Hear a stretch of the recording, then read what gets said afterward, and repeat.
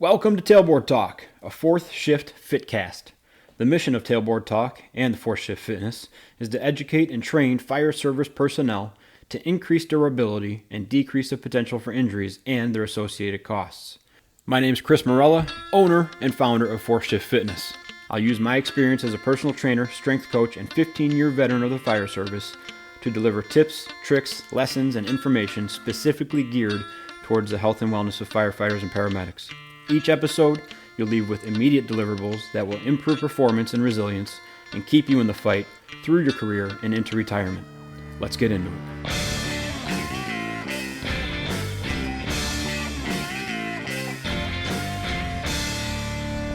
Hey, what's up everyone? Chris from Fourth Shift Fitness and welcome to Tailboard Talk. We're down in the basement today talking about grip strength. I did a little Instagram story thing the other day about grip strength and training your grip. I was using double weight plates, just 10-pound weight plates, and doing a 4 or 5 part circuit. They kind of picked on grip strength, and so I thought maybe it was a good topic to talk about. Probably a quick one today because we're just hitting that one topic, and we'll keep it moving pretty well though. But just got done running my 3 miles today, like 2.5 running, a half mile or so of just walking and warming up for the Run for Our Lives campaign. If you don't know what that is, go back to the last episode with Ryan Maines and learn about it. Go to his website, go to his social media pages. It's all Run for Our Lives, and you can learn what he's trying to do. I'm doing the virtual run, so I have till May 22nd to run 115 kilometers, and Ryan is going to do that all on May 22nd. So he's going to get out there at midnight on May 22nd and run 115 kilometers. As we get closer, so the virtual run's closed to registration, but he's going to be asking for support, aid stations. I'm sure there's an opportunity to donate still. So go check that out. I'll be posting about it frequently as I chip away 2 miles at a time, 3 miles at a time at my 115 kilometers, I guess kilometers at a time. But yeah, go check that out. And I tell you what, man, running is not easy anymore. I was never very good at running, but I jumped back on and tried to just do a mile at a time. And my God, it was just, I mean, my ankle was killing me. My shoulder hurt for some reason. It was just brutal getting back into it. I tried to put my ego aside a little bit and start out slow and do a warm-up. And then if I got any pain, I would stop. And that was very annoying, but I tried to do it. If you're looking to get into running, now this is completely separate. And I'm not a partner with this company or anything like that. But when I was looking around for like Couch to 5K stuff, just for reference material, there was another one, I think it was called None to Run, and it was pretty interesting because it was based off time and not distance. So that what I gathered was a lot of the Couch to 5K programs are distance-based. So it'll say like run 2 miles today or run 4 miles today. And this other program, None to Run, and I'm sure there's other ones like it, so I'm not like endorsing them. They might be a total thief of a company or a pyramid scheme. I have no idea, but it's time-based. So it says run for 1 minute, run for 2 minutes, on other days run for 7 minutes or something like that. So it's time-based. So it doesn't make you go a specific distance. So if 2 miles is out of your range, it's not going to force you to do 2 miles based on just an arbitrary program. It may say run for 8 minutes. And if you get a mile and a half, then super duper. But anyways, look at something like that. If you're looking at, obviously it's spring and people want to get out and start running again, doing stuff, don't be afraid to shop around your programs. Hit me up if you need any questions answered or if you need to be pointed in the right direction for anything, obviously fitness related. But let's get on to today's topic. And I talked about, just quickly putting my ego aside, grip strength is today's topic. And grip strength is ego is a large factor in grip strength. And it may not seem clear right now, but if you use switch grip deadlift, I'm coming after you in just a few minutes. Let's talk about grip strength though. It's one of the most crucial things that you can possess as a firefighter paramedic. It's it's like an X factor. If you got it, it's hard to beat. And if you don't got it, it's easy to tell because you will be dropping stuff or you'll be the person that says the halyard is too slippery or that needs to stop carrying somebody out of the house because you're losing your grip even though everyone else is fine. There's a ton of different scenarios, right? We can go into like a RIT scenario, a training scenario, forcible entry. There's just so many ways that your grip is kind of the make or break of a successful operation. And I talked about wearing your gloves while working out in one of the past episodes, and that's one thing that you can do to help your grip is to wear your gloves, because essentially every time you wear your gloves when you're training or when you're working out, if it's applicable and safe, you're putting a little bit more resistance and a little more barrier in the way of your success. And to learn how to have your hand in the forearm and the grip strength to overcome a 1/4 inch of leather and thermal protection, you're going to be better in the end. Now, there are good ways and bad ways to train your grip strength. The bad ways would be just hammering away and doing a million wrist curls until you blow out your forearms and your elbows are achy. You can do a ton of damage if you train your grip strength improperly. And so I'm going to outline some of the ways that I like to train my grip strength, kind of organically, kind of as a byproduct, but I'm not going to use any weird form closure or mechanical advantage to overcome a grip deficit. And by doing that, it improves your grip, because if you can't lift it with a regular or standard grip, then you can't lift it. And so if you use straps or a switch grip or something like that, you may be able to physically elevate the weight off the ground, but that's not a true measure of your functional strength and your actual capacity. So I got a little bit down that path real quick, but training grip strength, the best thing I can tell you is just to lift heavy stuff with your hands and walk it around a little bit. And it sounds oversimplified, but it truly, truly is the best way to do it. So just looking around here in the basement, dumbbells, kettlebells, trap bar, even barbell, weight plates. In that story I did the other day, I was using 2 weight plates and a pinch grip and just doing rows and bicep curls and upright rows with them.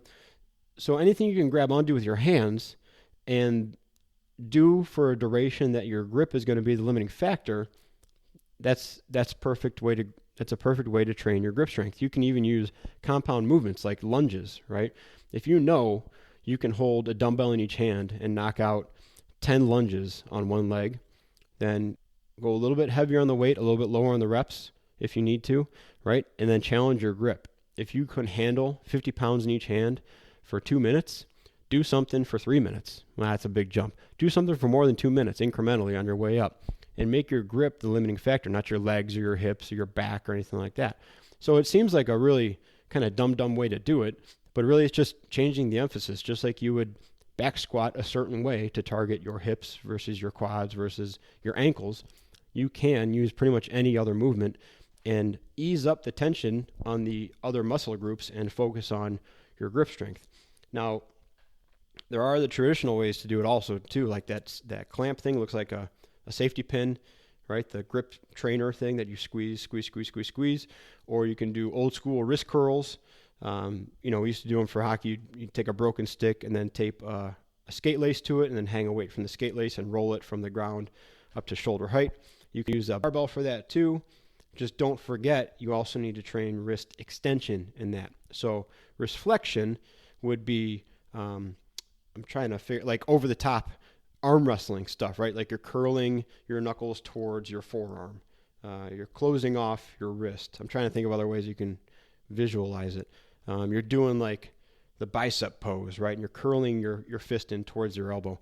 So that's wrist flexion. Wrist extension is equally important. So if you're going to do those wrist curls, make sure you're doing the opposite way, where you're almost like, what would be a good, like opening a can of Coke or whatever your soft drink of choice may be, or I don't know, wrist extension. Bring your knuckles back towards your face, basically, is wrist extension. So make sure you train both flexion, which is the curling, and then extension, which is the peeling, both equally important. So this is shaping up to be a relatively quick episode. I'm just kind of scattergunning this topic because it really is important. And you can go into PubMed and you can find plenty of studies on grip strength and longevity. They've done a handful at least. They've done numerous studies on elderly people and tested their grip strength, and it's kind of a measure of longevity and vitality. That's all great and good. Like, you should stay active, and so your grip strength maintains because you have to maintain some sort of general musculature in your old age. That'd be fantastic. What I'm more concerned about is acutely in the next 5 to 10 to 15 years when I'm working with you, that you are not the one literally dropping the ball when I need you. So I need you to train your grip as well as train the rest of your body. Now, in the training aspect of this is where we start to get into the switch grip deadlift conversation and the straps conversation, because those are two both mechanical and kind of artificial ways to lift more weight and to compensate and make up for a lack of grip strength. So let's go into switch grip real quick. Now this is typically a deadlift, right? So instead of doing a double overhand grip, which is the traditional deadlift grip, you get to a certain point where it keeps rolling out of your hands. You don't possess the phalanges to hold on to it. And so now you're going to switch grip. You're going to keep one hand overhand, which is the typical one, and then you're going to switch a palm forward grip on the other one. And what this mechanically does is, as the bar tries to roll out of your fingertips, it kind of rolls into the other fingertips. The forces oppose each other. It doesn't actually roll back and forth, but it kind of locks it in because now you're rolling the bar towards itself. It doesn't make sense either. It locks it in. You can lift more weight, technically. Now what this does is, not only does it make you asymmetrical, which I'm a big fan of asymmetrical movements, obviously if you watch any of my stuff, but this is different because you're doing an asymmetrical movement under significant load where you would fail otherwise, which is not typically where I force my asymmetrical movements. Not only are you doing an asymmetrical movement, you're putting your flipped over grip there, the palm forward one, you are putting that bicep and that shoulder at severe risk for injury. I shouldn't say so. It's not going to explode off. It might explode off your body. You're putting it at a significantly higher risk for injury because of the position of it, right? You're unable to draw tension through it. Your bicep is the long, kind of the long line through that chain now, and you're putting a ton of weight on the tendons running from your forearm to your bicep to your shoulder, as opposed to that more traditional grip where you can build tension through the bar by using that cue of break the bar around your shins or build tension by corkscrewing your arms. You can build tension through your system. That tension transfers to your lats, and that's a much larger muscle group to control that, as opposed to that switch grip hand, the palm forward hand. Now that little rope right there going from your wrist up the front of your forearm through your front of your bicep to your shoulder, that's handling a ton of the weight, and it puts it at a significant risk for injury, all for the sake of lifting more weight arbitrarily. If we go into the straps thing, okay, let's go back to the tension thing. Not only do you put an excess strain on that forward bicep, you also lose the ability then to draw tension into your lats because you've over-rotated, you've over-shortened that muscle, and you brought it out of the available position to contract then. So while you may be able to do a double overhand grip and pretend like you're trying to break the bar by twisting your armpit shut on one side, and if you had double overhand, I suppose on both sides, if you totally flip one hand over, you lose the ability on that flip side to really contract your lat and shut your armpit off.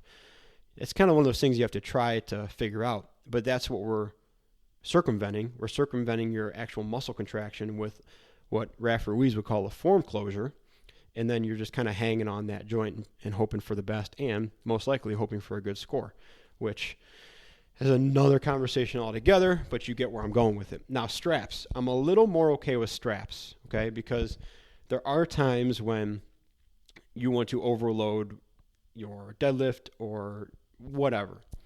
And primarily, though, I would think of basically a deadlift with straps. There are a lot of people that do Olympic lifting with straps.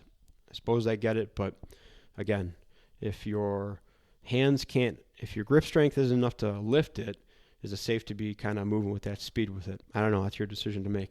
But straps, you can still have a double overhand grip. You can still lock your lats down. You can still spin the bar, try to crack it in half, but you're not putting that bicep at excess risk. So straps are a little bit more acceptable in my opinion.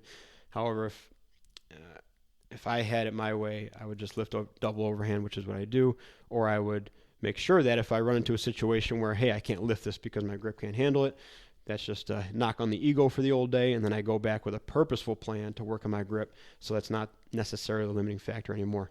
Of course, you're going to get to a point where no matter how much you work your grip, it's just going to be too much physiologically for you to hold on to. If you get to that level, you're far beyond this topic, of course, and you're into the professional realm more than likely, and then obviously you have the capacity and the knowledge and the training age to use some alternative methods. But for the vast majority of us, the recreational exercisers, the occupational athletes, doing double overhand, keeping yourself safe, and actually working on your true capacity and not your artificial capacity is much more important. Let's just talk about, before we wrap this up in another minute or so, a theory that's out there and that may lend you down another path of thinking.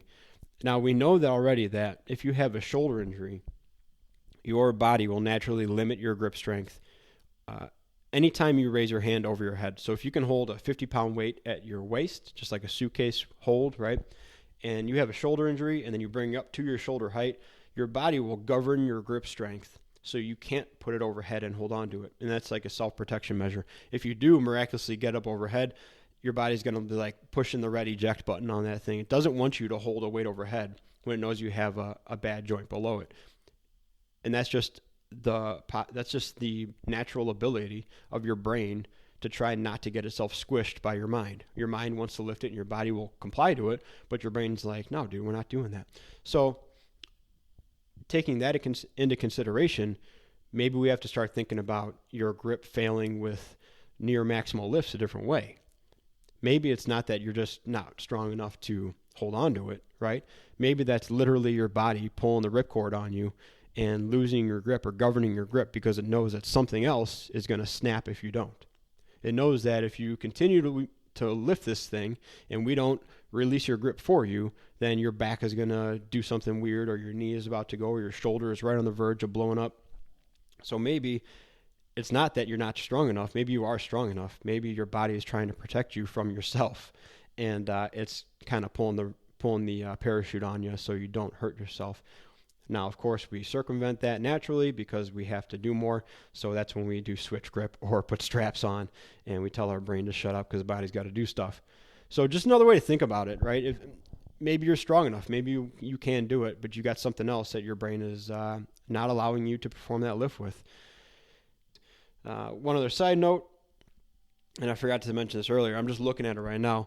If you have the ability to use a TRX or a suspension trainer, that is a phenomenal way to train your grip strength because you can significantly lower the leverage on the system and lower the demand on the rest of your musculature and really work your grip on that thing. You can really make your grip the limiting factor on any kind of suspension trainer. And remember, guys, you can do a lot of damage training your grip improperly. So I'll give you some just quick guidelines here to train it. Go until it starts to feel tired and then stop. Doesn't sound too reductionist, does it? I mean, if you keep going and it's burning and then you keep going and you keep pushing and then it hurts, you've gone far, far too far. And likely you've done some damage that you're going to be paying for. These are more or less endurance muscles, not power producers. So you have to train them like endurance muscles. Minimum effective dose. Get to a little bit of a burn till it starts to get a little fatigued, and then let go, reset, shake them out, and start over again. Do that a handful of times a day, and you'll be far, far better than trying to blow up these little tiny muscles in your forearms. Just trying to get a maximal effect off there 1 or 2 times. It's not a 1 or 2 time thing. It's a long, long time thing, but you can do a little amount of work for a long, long time and get a big, big result. Lots of double words. All right, guys, that is it. I appreciate you sticking with me on this one. A little bit scattered, but it's just one of those episodes. It's a cool topic. We could totally go into the weeds on it. I want to keep it a little bit short, a little succinct, to the point. If you have questions or methods you like for grip strength training, shoot them over. If you tag me in something on social media, I'll repost you with that, obviously, or I'll share what you're doing. I love the support. Thank you so much for everybody that ordered shirts. Those went out last week, and I'm just so happy, so proud. I don't know what the word is. Thank you so much. I really appreciate it. Means more than I can tell you. What I wrote in that little note in your package is true, now more than ever, and so thank you again. Guys, if you have any questions, as always, I'm on social media, mostly Instagram. I still don't have Facebook on my phone, still loving that. But on Instagram, it's at 4th Shift Fitness, number 4, TH Shift Fitness. Email is 4thshiftfit@gmail.com. Go to my website, check out the shirts and stickers, order that stuff. And that's it. Can't wait to talk to you guys in a few weeks. We are getting closer and closer to having this baby, so I'm going to have to get some episodes kind of pre-recorded here in case we're a little bit too busy to record. But April 13th is a due date. We're looking forward to that and getting this show on the road, get the party started, get whatever other slogan you want underway. All right, guys, that's it. Appreciate you. Thanks for hanging out. Talk to you soon. As always, be a 4 shifter. Bye-bye.